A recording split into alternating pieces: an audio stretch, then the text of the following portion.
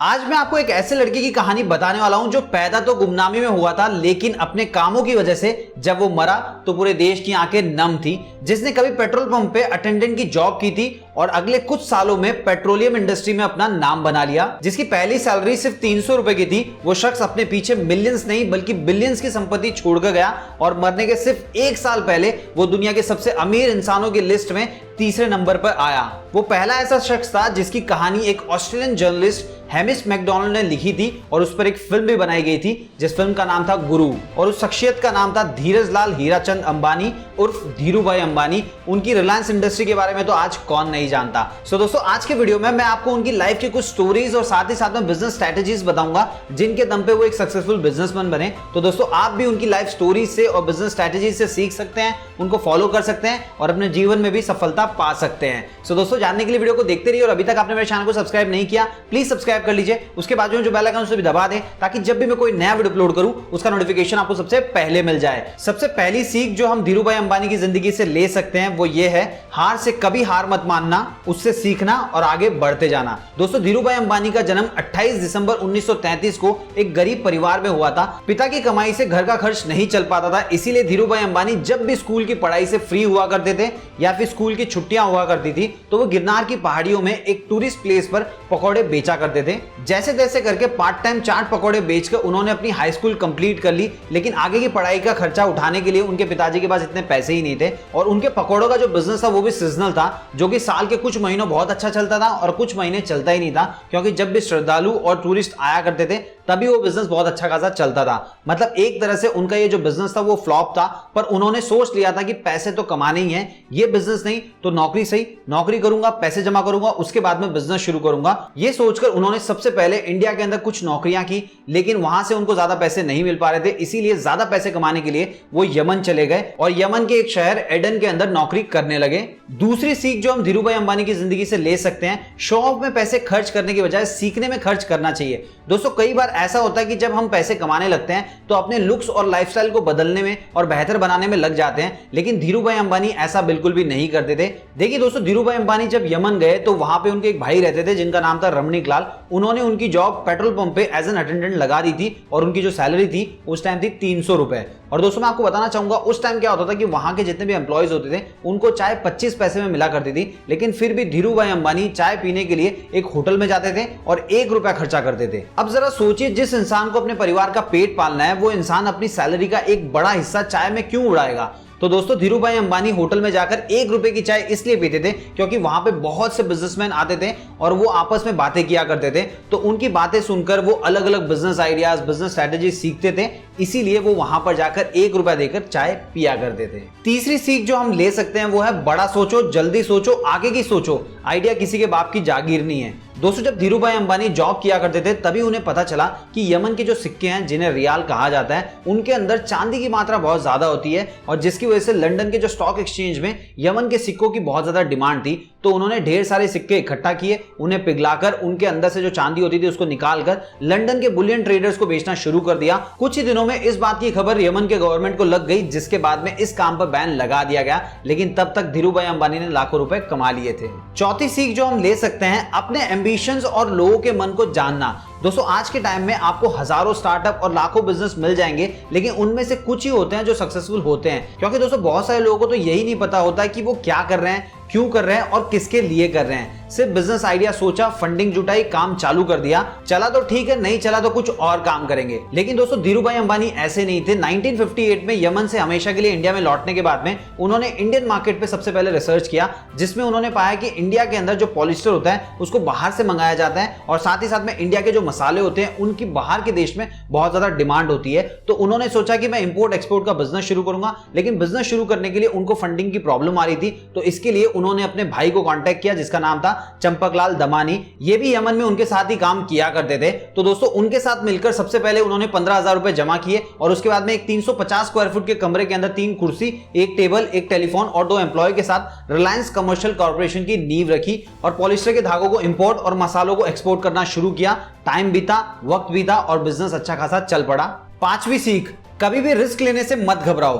देखिए दोस्तों, किसी भी बिजनेस को स्टैब्लिश होने में एटलीस्ट 2 से 3 साल का टाइम लग जाता है। उसके बाद ही आप डिसाइड कर सकते हो कि बिजनेस सक्सेसफुल हो रहा है या फिर नहीं हो रहा है, या फिर बिजनेस सही जा रहा है कि नहीं जा रहा है। तो दोस्तों, उस टाइम धीरू भाई अंबानी ने जब पॉलिस्टर के धागों को इंपोर्ट करने का बिजनेस शुरू किया था, तो उसकी डिमांड इंडिया में आम लोगों के बीच में उतनी नहीं थी और उन धागों की कटाई और छटाई में लेबर और टाइम दोनों ही ज्यादा लगते थे। तो उनके पार्टनर और भाई चंपक लाल को ये बिजनेस प्रॉफिट के हिसाब से बहुत ही रिस्की लग रहा था। तो सोच ना मिलने की वजह से 1965 में धीरू भाई अंबानी और चंपक लाल दोनों की पार्टनरशिप खत्म हो गई। अब धीरू भाई अंबानी तो आगे निकल गए और रिलायंस आज किस मुकाम पे ये मुझे आपको बताने की जरूरत नहीं है, लेकिन चंपक लाल दमानी आज कहां पर है ये मैं आपको वीडियो के आखिर में बताऊंगा। छठी सीख, मुसीबत से डरो मत, उसका सामना करो और डटे रहो। उनकी लाइफ का एक बहुत ही इंटरेस्टिंग किस्सा मैं आपको बताता हूं। एक बार क्या हुआ, वो अपने कार में अपने ड्राइवर के साथ कहीं जा रहे थे और रास्ते में बहुत तेज आंधी आने लग गई। ड्राइवर ने कहा, साहब गाड़ी कहीं साइड में रुकाऊं, आंधी रुकने के बाद में वापस चलेंगे। धीरू भाई अंबानी ने कहा, नहीं चलते रहो। आंधी और तेज हो गई, रोड पर कोई भी गाड़ी नहीं दिखाई दे रही थी। ड्राइवर घबराया और फिर से पूछा, साहब कुछ भी साफ साफ दिखाई नहीं दे रहा है, कोई गाड़ी भी नहीं है, साइड में रुका लूं? उनका आंसर फिर से वही था। फिर कुछ टाइम बाद में जब आंधी थम गई, मौसम ठीक हो गया, तो उन्होंने ड्राइवर को कहा कि अब गाड़ी रुका लो। तब ड्राइवर ने शॉक होकर पूछा, इतनी तेज आंधी में हम नहीं रुके तो अब रुकने को क्यों कह रहे हो? धीरू भाई ने जवाब दिया, जो लोग आंधी से डरकर रुक गए वो पीछे रह गए और हम लगातार आगे बढ़ते रहे, इसलिए सबसे आगे निकल गए हैं। इसलिए अब हम चाहें तो कुछ देर यहाँ पे रेस्ट कर सकते हैं। 7वीं सीख, क्वालिटी में कभी भी कॉम्प्रोमाइज मत करो, भले ही थोड़ा महंगा बेचो। जैसे कि आज के टाइम में आप काफी कंपनीज को देख सकते हैं, प्रोडक्ट तो बहुत सस्ते बेचती है लेकिन क्वालिटी उतनी अच्छी नहीं होती, जिसकी वजह से कस्टमर अट्रैक्ट तो होते हैं लेकिन लंबे समय तक टिक नहीं पाते। इस पे भी उनकी लाइफ का एक बहुत ही इंटरेस्टिंग किस्सा है, आपको सुनाता हूं।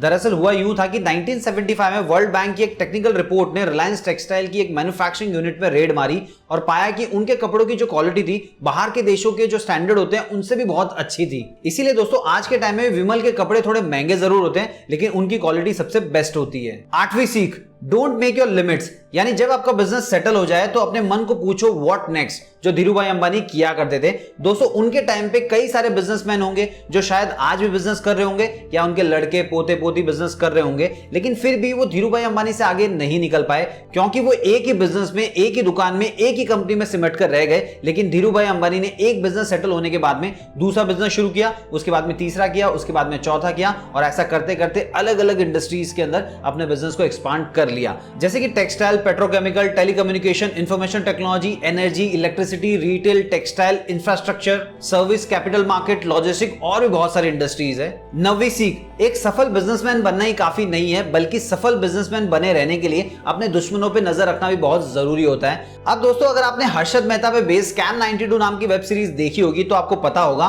स्टॉक एक्सचेंज के ब्लैक कोबरा यानी मनु मानिक को किस तरीके से धीरू भाई अंबानी ने घुटने टेकने पे मजबूर कर दिया था। और अगर आपको नहीं पता तो मैं आपको बता देता हूं। दरअसल कहानी की शुरुआत होती है 1977 में, जब रिलायंस का आईपीओ आता है, जिसकी शुरुआत होती है 10 रुपए से और कुछ ही महीनों के अंदर रिलायंस के शेयर की कीमत 50 रुपए हो जाती है और अगला साल आते आते कीमत 10 गुना बढ़ जाती है, यानी 120 से लेकर 130 के आसपास हो जाती है। जिसके बाद में मनु मानिक की नजर रिलायंस के स्टॉक पर पड़ती है और वो शॉक रह जाते हैं कि इसका प्राइस इतनी तेजी से कैसे बढ़ रहा है। दोस्तों, बता दूं कि मनु मानिक स्टॉक मार्केट के बियर कार्टेल से बिलोंग करते थे। अगर आपको नहीं पता कि ये बियर कार्टेल क्या होता है तो मैं आपको बता दूं, स्टॉक मार्केट में 2 तरीके के कार्टेल होते थे। पहला था बुल कार्टेल, जो शेयर के प्राइस को ऊपर ले जाता था, और दूसरा होता था बियर कार्टेल, जो अच्छे से अच्छे शेयर के प्राइस को जमीन के ऊपर लेके आ जाता था।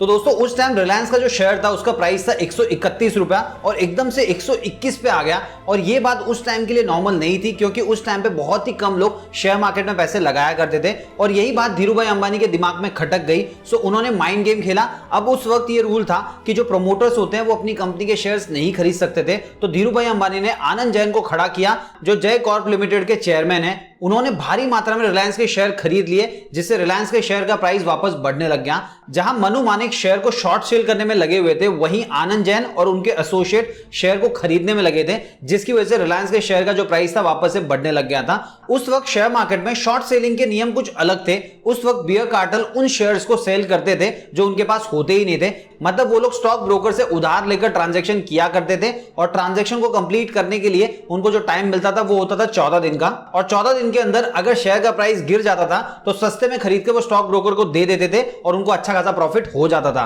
अब मनु मानिक के साथ ऐसा हुआ कि उन्होंने रिलायंस के ज्यादा से ज्यादा शेयर सेल कर दिए, लेकिन आनंद जैन ने मार्केट से सभी शेयर्स को खरीद लिया। अब 14 दिन के अंदर उन्हें स्टॉक ब्रोकर को शेयर वापस करने थे, लेकिन आनंद जैन रिलायंस का शेयर बेचने के लिए तैयार ही नहीं थे, जिससे बियर कार्टेल स्टॉक ब्रोकर को शेयर वापस नहीं कर पा रहे थे, जिसके बाद में 5 दिन तक स्टॉक मार्केट बंद रहा। इस मुश्किल से निकलने के लिए मन्नू मानिक को रिलायंस के शेयर पर एक्स्ट्रा पैसे देने पड़े और उनको करोड़ों का लॉस भी हुआ। 10वीं सीख, रास्ते में अगर आप पे कोई कुत्ता भौंक रहा है तो उसको पत्थर मत मारो, वो आपको आगे बढ़ने नहीं देगा। बेटर यही होगा उसको बिस्किट डालो और आगे बढ़ते चलो। दोस्तों, धीरूभाई अंबानी को लेकर काफी सारी कंट्रोवर्सीज उस टाइम पे हुई थी, जिनके बारे में आपको इंटरनेट पे पढ़ने को आसानी से मिल जाएगा, जैसे कि इलीगल ट्रांजैक्शन, अपने फायदे के लिए राजनीति का इस्तेमाल करना, और भी ऐसी बहुत सारी कंट्रोवर्सीज हुई थी। सो ऐसे में उन्होंने कंट्रोवर्सी करने वालों के ऊपर कोई केस नहीं किया, बल्कि उनसे मिले, उनको क्या चाहिए वो पूछा और साथ ही साथ में उनको जो भी चाहिए था वो देकर आगे बढ़ते रहे। आखिरी सीख, हमेशा अपनों को साथ में रखना चाहिए और साथ ही साथ में ऊपर वाले पे विश्वास होना चाहिए। देखिए दोस्तों, बहुत सारे लोग क्या करते हैं, बिजनेस के सामने अपनी फैमिली को इग्नोर करते हैं, लेकिन धीरूभाई अंबानी ऐसा नहीं करते थे।